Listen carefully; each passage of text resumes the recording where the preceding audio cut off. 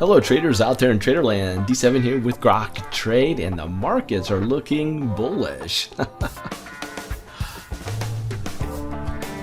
Well, this is the monthly chart. We got 2 weeks to go. The spinning top here, we're looking at a support line, and we could be getting a bounce here.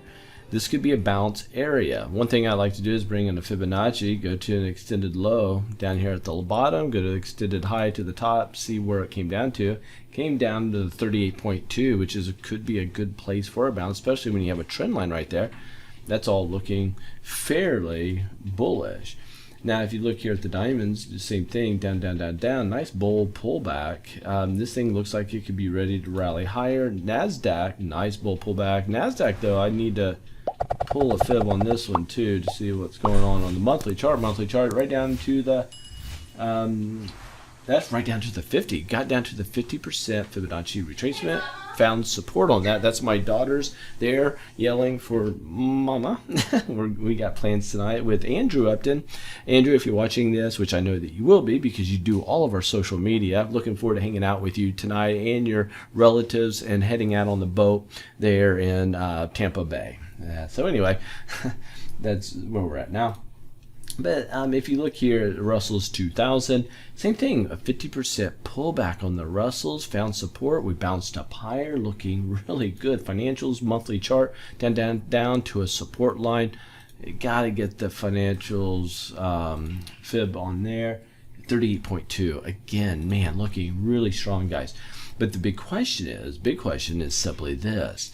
If we go to the weekly charts, weeklies are closed out. So we're really interested in this to see what's happening.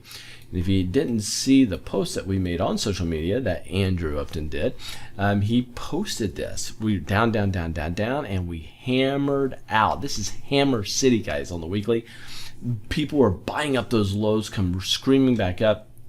If we rally and get above this trend line, this could be a major jab, and this could be a rip your face off bullish market to the upside, because you're going to have bulls and bears both buying, okay, in this market. Be big volume if that happens. Or on the weekly chart, we'll just come flying up, smashing our head at resistance, and then we'll continue southbound. A jury is out on that. We have to watch. Dow. Weekly chart, same thing, down, down, down, hammer time, look for a bounce. NASDAQ, down, down, down, hammer time, look for a bounce. If we get that bounce, get it above it, this will be a jab. This could be, like I said, a rip your face off, big bullish move to the upside. Bulls will be buying, bears will be buying, because they have to buy to cover the shorts that they're in right now. So they're under a lot of pressure. Those people caught in the shorts this weekend, they are fretting. They are not wanting to give up all these gains that they have, and they're going to want to give up they're going to want to take profits very, very quickly. So they'll be buying to cover. And Russell's 2000, down, down, down, hammer time.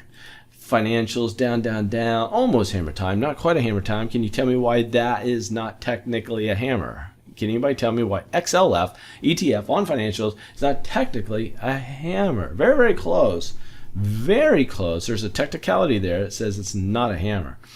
Gold, down, down, down, at major support, took a bloodbath this week. Silver, bloodbath, breaking all sorts of support levels. I wouldn't want any part of that. VIX coming back down, but at a major area of support on the trend line. These are all weekly charts, guys. So I'm going to go back to the spiders and say, what do we see on the dailies that might tell us what direction it's going to go? Well, I can tell you this. I was telling my team internally that on Thursday, look for a major bounce starting at probably Friday. And Friday, we got it. Markets are up over 3% across the board, 2% on others. Big, big pop. Look at this trend line. So the question is, with the untrained eye, is this trend line correct? Does it look correct? Would you have that trend line drawn? And if you go to a line chart, now is it correct? There, and then there. Is it correct? I think you see that it is correct. So there's our bounce, but we are looking at major area resistance. Can we plow through it? And will next week be massively bullish? There is a good chance of that. Good chance. MACD, big positive tick on the histogram. A crossover on the MACD and signal line. RSI big hook to the upside.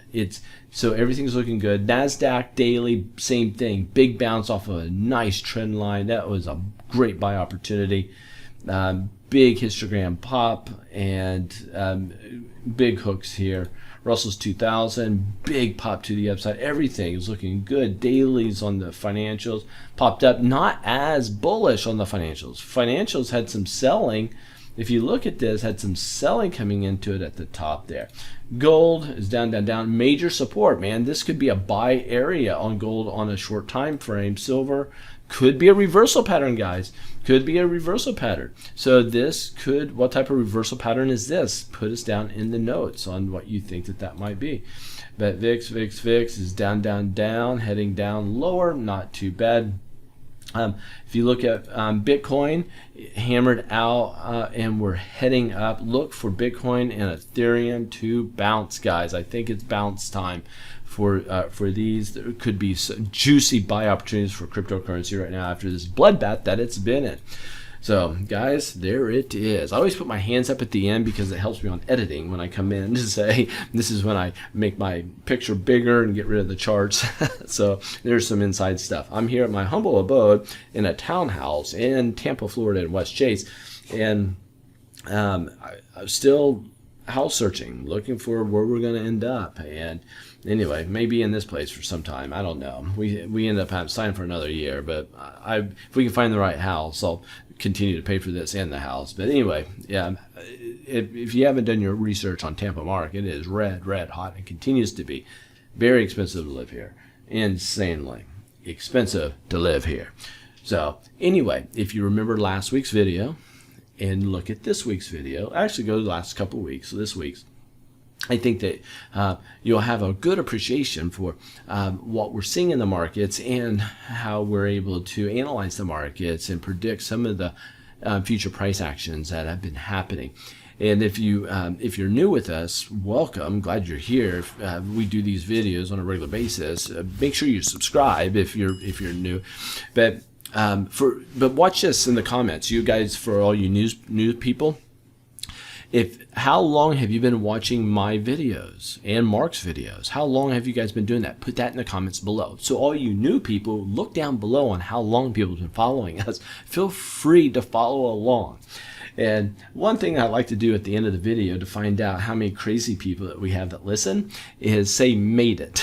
Because only you and I and the other people that made it this far into the video of my little meaningless monologue will understand what that means.